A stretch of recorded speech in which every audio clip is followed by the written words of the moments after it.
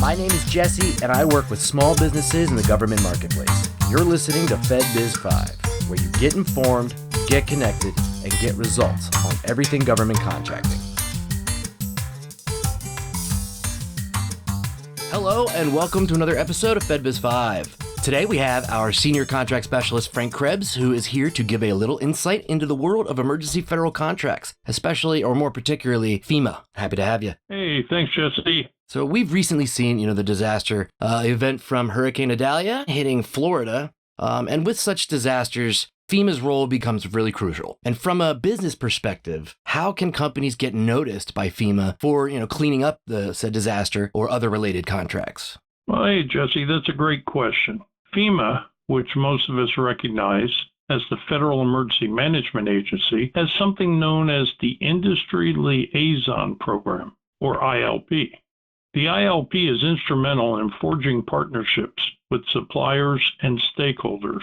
So its main role is to bridge the gap between suppliers and FEMA's program offices. Okay, well, that's interesting. So how exactly does a company make its presence known to FEMA? Well, first, they need to ensure that FEMA is interested in what they are selling. So your registrations need to be up to date. And make sure you include the box in your SAM registration for Disaster Response Registry. Ensure that that is being checked.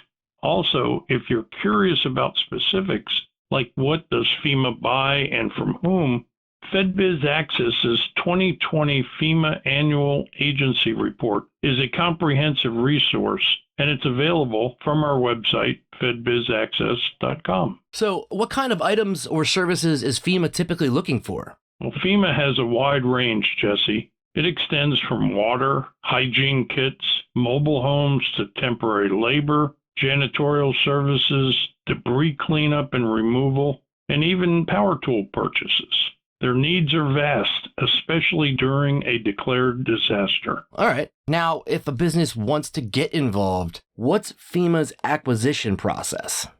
Well, Jesse, it's systematic, and it takes multiple forms.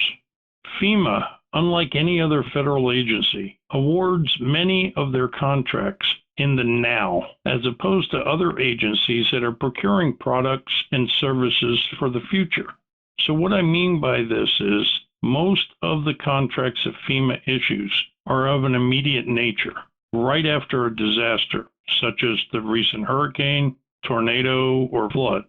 The products and services being procured are needed immediately for assistance, and these contracts are handled very quickly.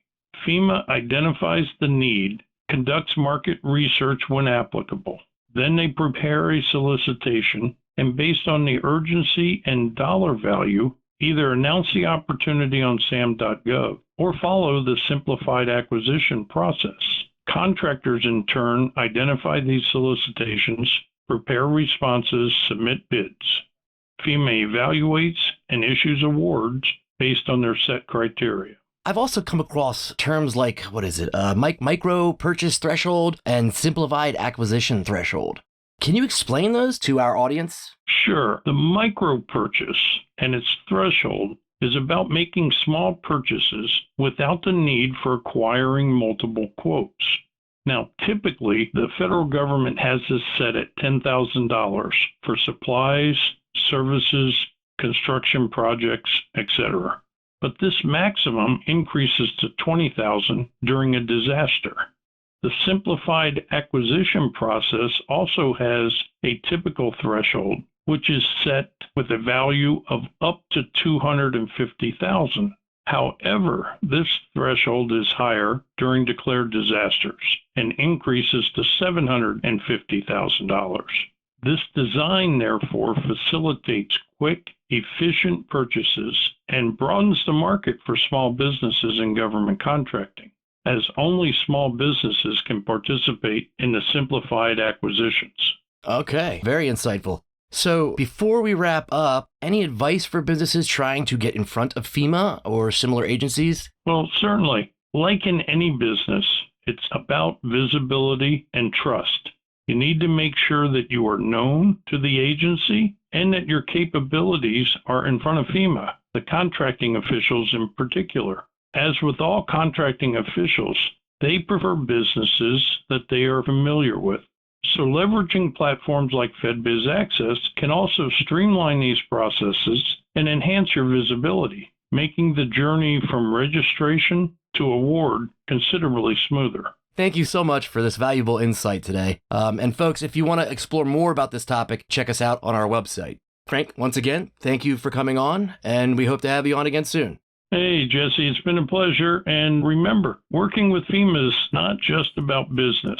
It's actually about helping communities rebuild. Absolutely. I couldn't agree more. Once again, thank you, and take it easy. All right.